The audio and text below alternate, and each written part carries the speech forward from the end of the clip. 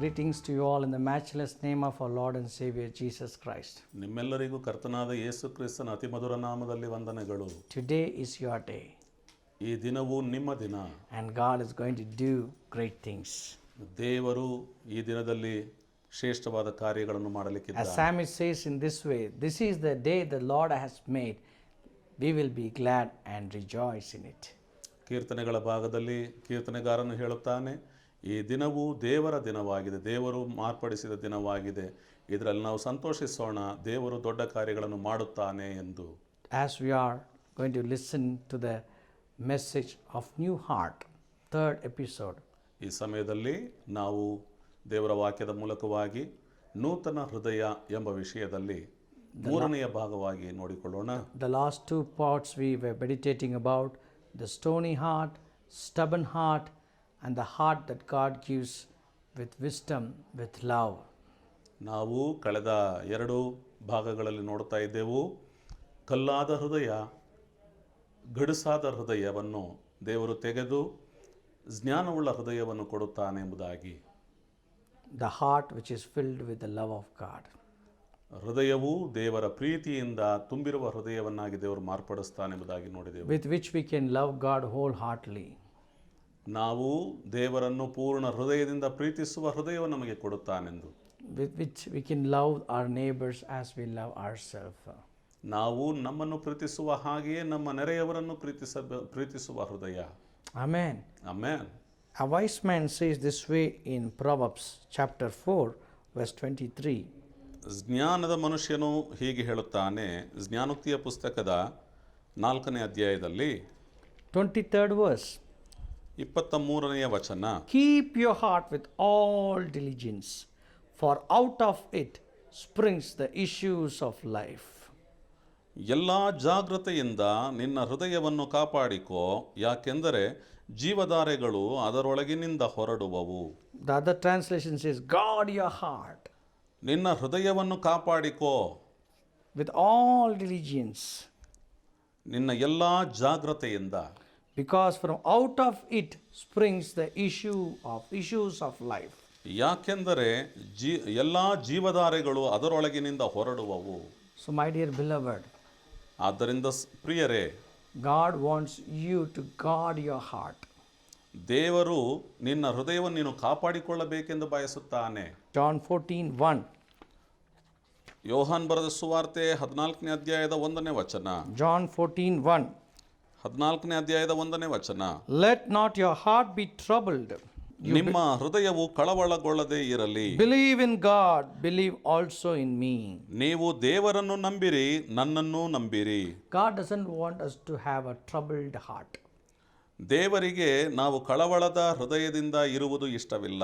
Today when we hear certain disastrous news from TV channels, certain dangerous news from media, our hearts are troubled. ಈಗಿನ ಕಾಲಮಾನದಲ್ಲಿ ಅನೇಕ ವಿಧವಾದಂತಹ ಬಾಧೆಗಳು ಪ್ರಪಂಚದಾದ್ಯಂತ ನಡೆಯುತ್ತಲಿರುವಾಗ ನಾವು ಕಳವಳಗೊಳ್ಳುವವರಾಗಿದ್ದೇವೆ. We hear news about war. ನಾವು ಯುದ್ಧಗಳ ಸಂಗತಿಗಳನ್ನು We ಕೇಳಿಸಿಕೊಳ್ಳುತ್ತಿದ್ದೇವೆ. hear news about the failure of an economic system.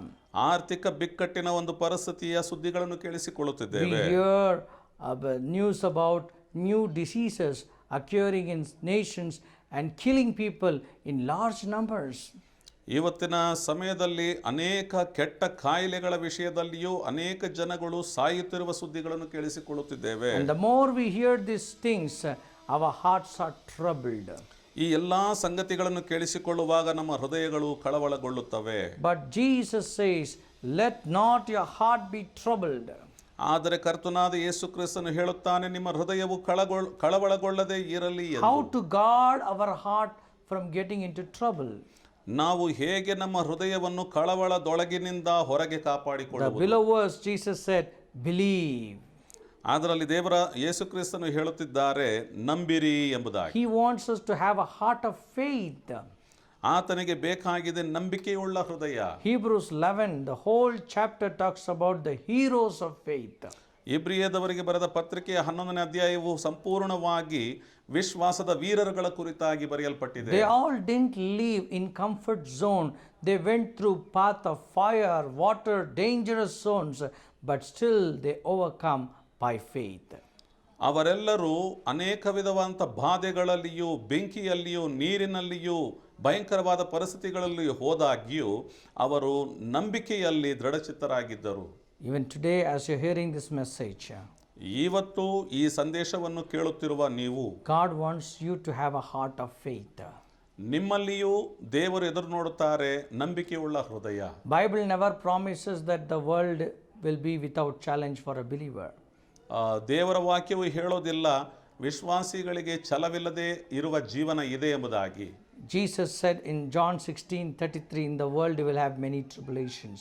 ಯೋಹಾನ್ ಬರೆದ ಸುವಾರ್ತೆ 16ನೇ ಅಧ್ಯಾಯದ ವಚನವು ಹೇಳುತ್ತದೆ ವಿಶ್ವಾಸಿಗಳಿಗೆ ಸಂಕಟಗಳು ಉಂಟು ಎಂಬುದಾಗಿ. You will have problems. ನಿಮಗೆ ಸಮಸ್ಯೆಗಳು ಇವೆ. You will have hard situations. ನಿಮಗೆ ಕಠಿಣವಾದ ಪರಿಸ್ಥಿತಿಗಳಿವೆ. But strengthen yourself. ಆದರೆ ನೀವು ಬಲವುಳ್ಳವರಾಗಿ By faith. ನಂಬಿಕೆಯ ಮೂಲಕ. Because the God whom you worship is a conqueror. He has overcome the world.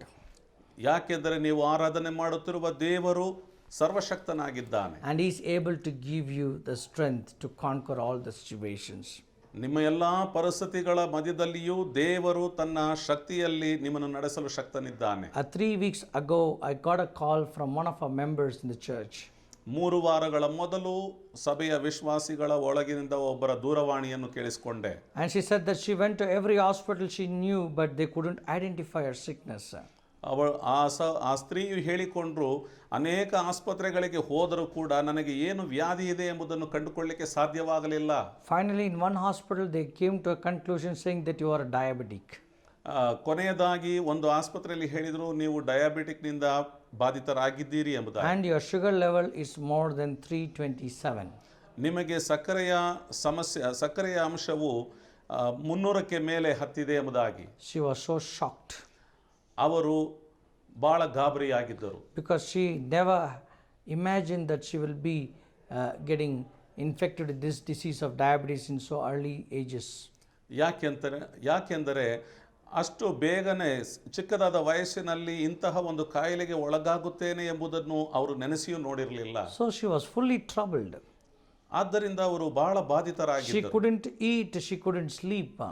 ಅವರು ಊಟ ಮಾಡಲಿಕ್ಕಾಗದೆ ನಿದ್ರೆ ಮಾಡಲಿಕ್ಕಾಗದೆ ಬಳಲುವವರಾಗಿದ್ದರು. She didn't even express her report to her. She didn't share about her report with her children and her husband.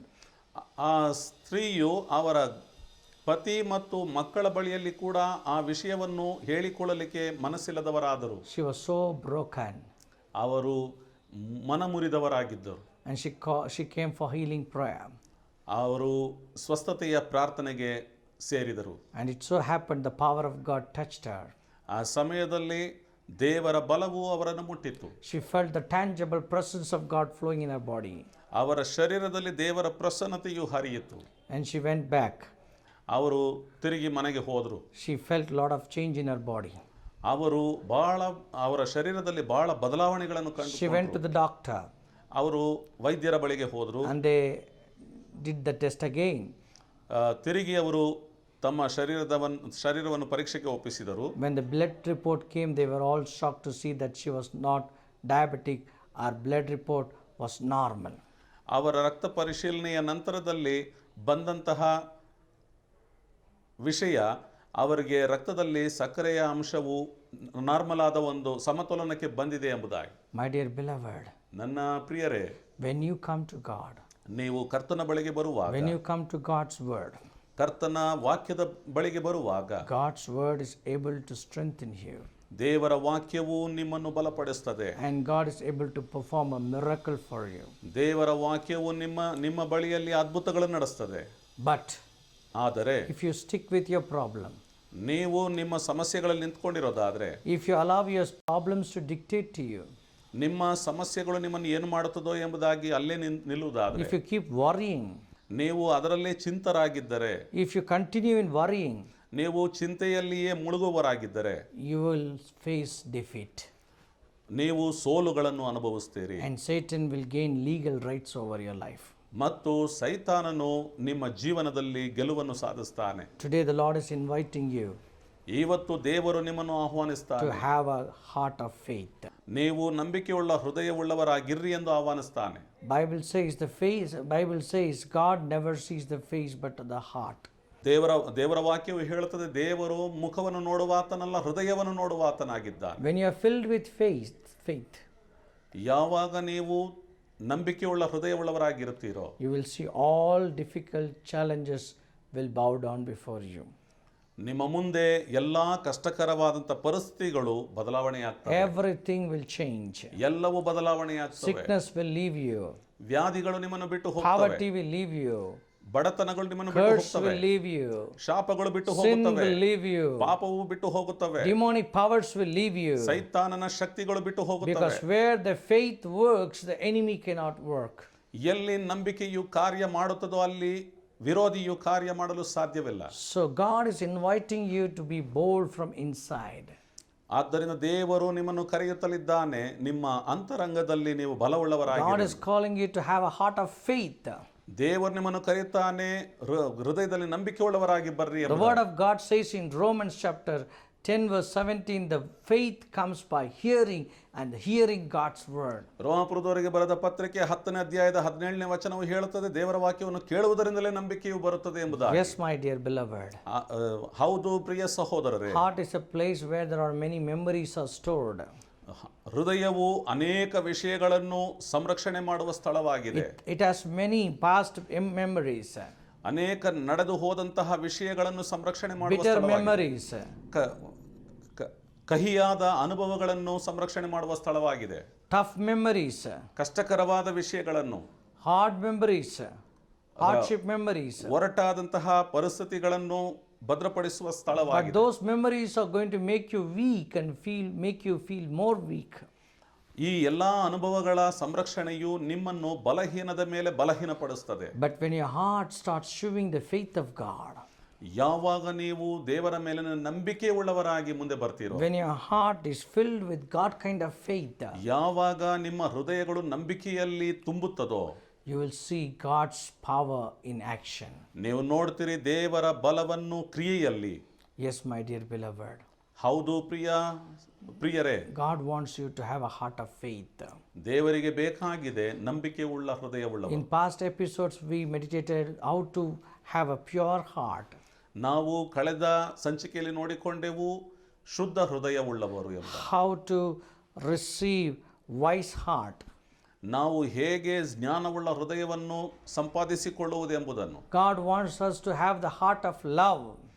ದೇವರಿಗೆ ಬೇಕಾಗಿದೆ ಪ್ರೀತಿಯುಳ್ಳ ಹೃದಯ ಎಂಬುದಾಗಿ. We see how the seas roared and disciples were troubled in their hearts. ಶಿಷ್ಯರುಗಳು ಹೇಗೆ ಸಮಸ್ಯೆಗಳ ಹೃದಯವುಳ್ಳವರಾಗಿದ್ದರು ಎಂಬುದಾಗಿ. They were so troubled in their heart. ಅವರು ತಮ್ಮ ಹೃದಯಗಳಲ್ಲಿ ಗಲಿಬಿಲಿ They ಉಳ್ಳವರಾಗಿದ್ದರು. cried, they shouted. ಅವರು ಕಣ್ಣೀರಿಡುತ್ತಾ ಕೂಗುತ್ತಾ ಶಬ್ದಘೋಷ They ಮಾಡುತ್ತಿದ್ದರು. said, Master, we are dying.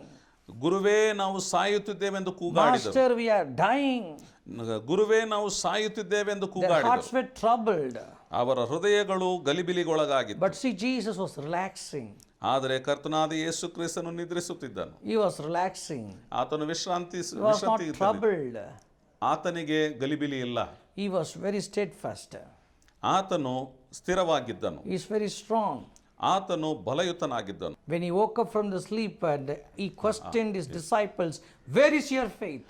ಆತನು ನಿದ್ರೆಯಿಂದ ಎಚ್ಚೆತ್ತಾಗ ಶಿಷ್ಯರ ಬಳಿಗೆ ಕೇಳಿದನು, ಎಲ್ಲಿ ನಿಮ್ಮ ನಂಬಿಕೆ ಎಂಬುದಾಗಿ. Where is your faith? ಎಲ್ಲಿ ನಿಮ್ಮ ನಂಬಿಕೆ? But ಆದರೆ Jesus said, ಯೇಸು ಹೇಳಿದರು, Jesus commanded the wind to be calm. ಯೇಸು ಕ್ರಿಸ್ತನು ಆಜ್ಞಾಪನೆ ಮಾಡಿದನು, ಬಿರುಗಾಳಿಯು ಶಾಂತವಾಯಿತು. The wind became calm. ಆ ಬಿರುಗಾಳಿಯು ಶಾಂತವಾಯಿತು. The storm calmed. ಅಲ್ಲಿ ಸಮುದ್ರದ ಗೊಂದಲವು ಶಾಂತವಾಯಿತು. My dear beloved, ನನ್ನ ಪ್ರಿಯರೇ, if you are filled with the heart of faith, ನೀವು ನಂಬಿಕೆಯಲ್ಲಿ ನಿಮ್ಮ ಹೃದಯವು ತುಂಬಿದ್ದಾದರೆ, you will not talk what the situation demands. ನೀವು ಈ ಸಂದರ್ಭಗಳು ಏನಿವೆಯೋ ಅವುಗಳನ್ನು ಮಾತನಾಡಲಾರಿರಿ. You will speak what the word of God says.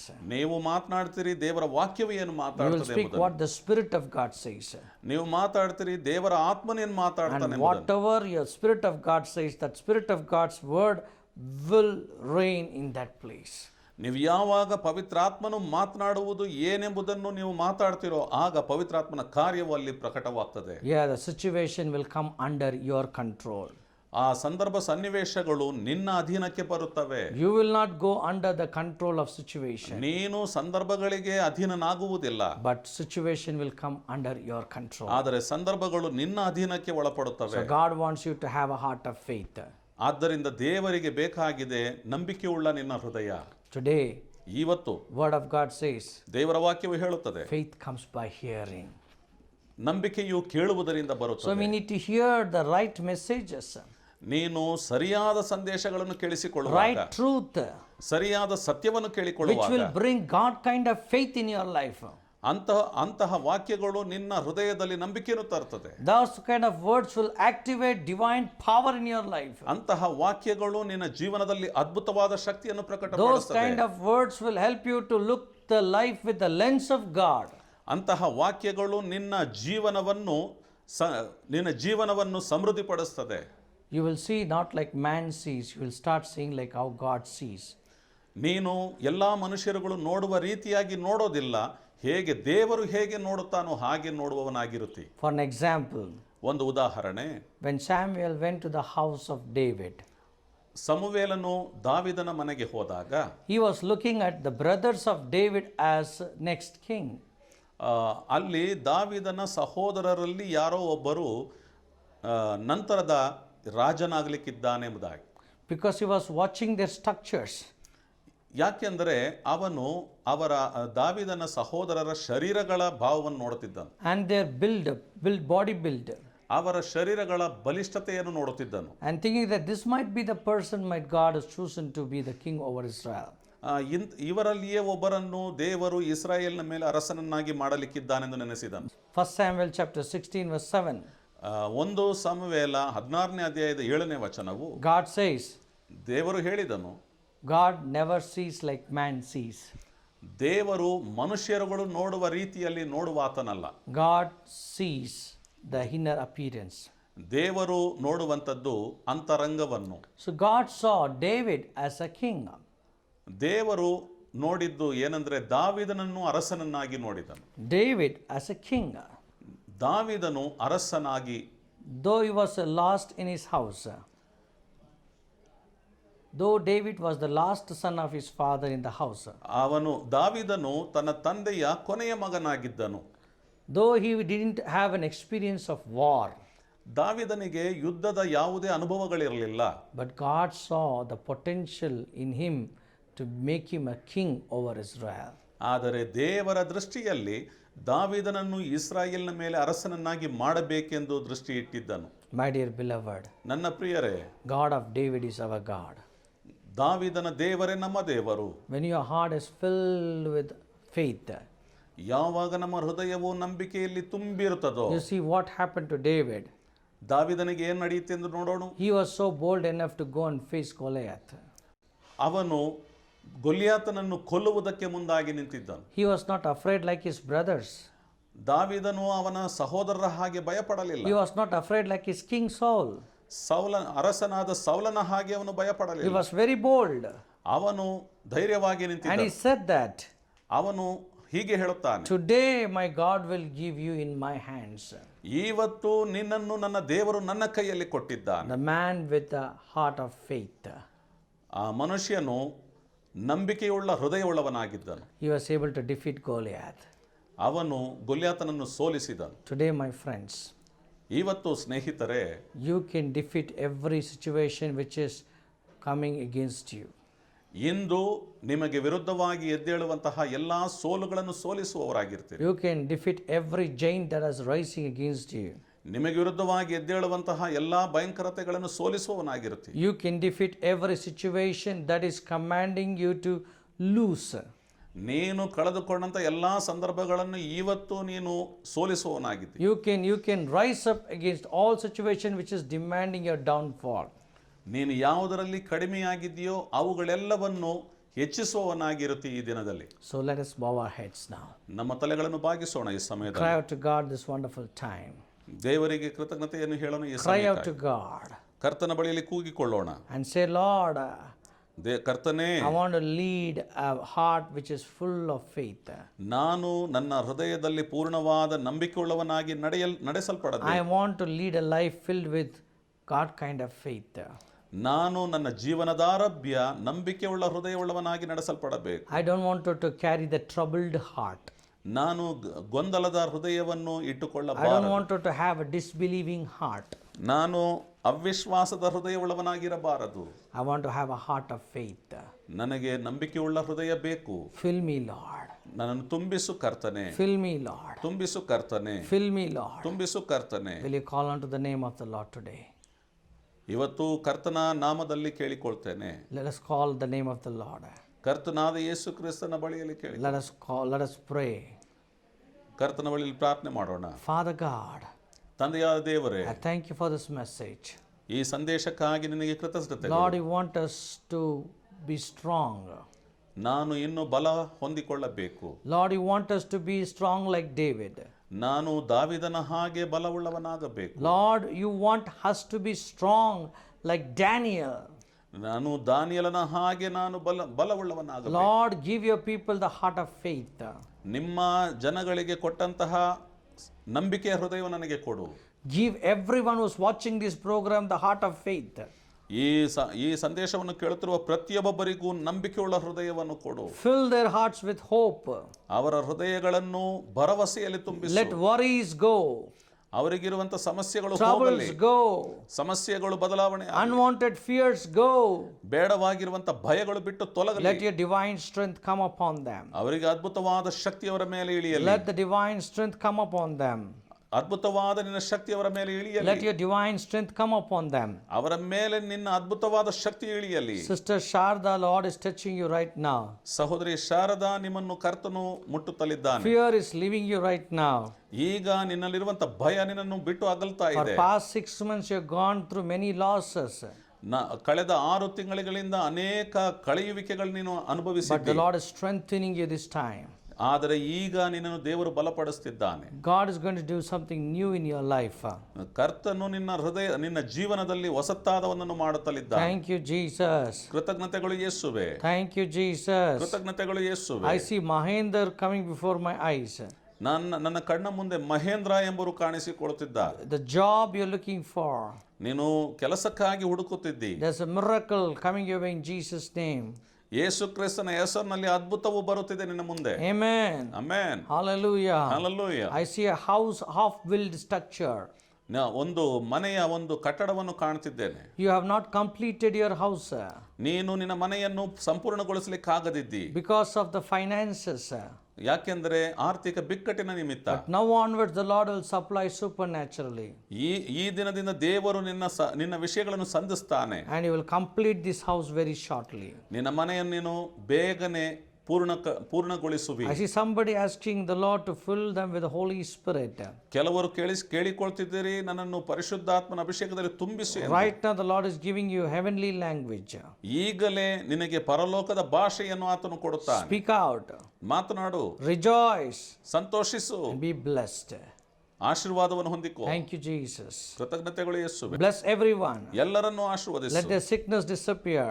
ಅವರಿಗಿರುವಂತಹ ವ್ಯಾಧಿಗಳು ತೊಲಗಲಿ. I declare and decree healing upon them. ಅವರ ಮೇಲೆ ಅದ್ಭುತವಾದ ನಿನ್ನ ಬಿಡುಗಡೆಯನ್ನು ಪ್ರಕಟಪಡಿಸಿ ಎಂದು Thank you, ಕೇಳಿಕೊಳ್ಳುತ್ತೇನೆ. Jesus. ಕೃತಜ್ಞತೆಗಳು ಯೇಸುವೆ. Thank you, Jesus. ಕೃತಜ್ಞತೆಗಳು ಯೇಸುವೆ. In Jesus' name. ಯೇಸು ಕ್ರಿಸ್ತನ ನಾಮದಲ್ಲಿ. Amen. Amen. Amen. Amen. Hallelujah. Hallelujah. The power of God is flowing into your bodies.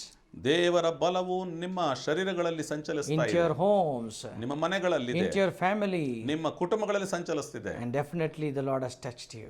ದೇವರು ಖಂಡಿತವಾಗಿ ನಿಮ್ಮನ್ನು ಮುಟ್ಟಿದ್ದಾನೆ. Pick your phones, ನಿಮ್ಮ ಫೋನ್ಗಳನ್ನು ತೆಗೆದುಕೊಂಡು share your testimony, ನಿಮ್ಮ ಸಾಕ್ಷಿಗಳನ್ನು check ಹಂಚಿಕೊಳ್ಳಿ. your body right now. ನಿಮ್ಮ ಶರೀರಗಳನ್ನು ಪರೀಕ್ಷಿಸಿ ನೋಡಿ. You are healed. ನೀವು ಸ್ವಸ್ಥ You ಹೊಂದಿದ್ದೀರಿ. are healed. ನೀವು ಸ್ವಸ್ಥತೆ ಹೊಂದಿದ್ದೀರಿ. Hallelujah. Hallelujah. Hallelujah. Hallelujah. Such a joy to bring these words to your house. ಎಂಥ ಒಂದು ಸಂತೋಷದ ವಿಷಯ ಈ ಒಂದು ಸಂದೇಶ ನಿಮ್ಮ So ಮನೆಗಳಿಗೆ our prayer ಸಂಚರಿಸಿದೆ. warriors are waiting to pray with you for your needs. ನಮ್ಮ ಪ್ರಾರ್ಥನಾ ಸಂಗಡಿಗರು ನಿಮ್ಮ ಪ್ರಾರ್ಥನಾ ಮನವಿಗಳಿಗೆ ಪ್ರಾರ್ಥನೆ ಮಾಡಲಿಕ್ಕೆ ಸಿದ್ಧರಿದ್ದಾರೆ. If you like our prayer team to pray for you, please send us your prayer request. ನಿಮಗೇನಾದರೂ ಪ್ರಾರ್ಥನಾ ಮನವಿಗಳಿರೋದಾದ್ರೆ ನಮ್ಮ ಬಳಿಗೆ ಕಳಿಸಿಕೊಡ್ರಿ, ನಾವು ನಿಮಗಾಗಿ ಪ್ರಾರ್ಥನೆ ಮಾಡಲು ಸಿದ್ಧರಿದ್ದೇವೆ. Continue to watch this program. ಸತತವಾಗಿ ಈ ಕಾರ್ಯಕ್ರಮಗಳನ್ನು ನೋಡುವುದಕ್ಕೆ ಆಸಕ್ತರಾಗಿರಿ. Follow us through our social media.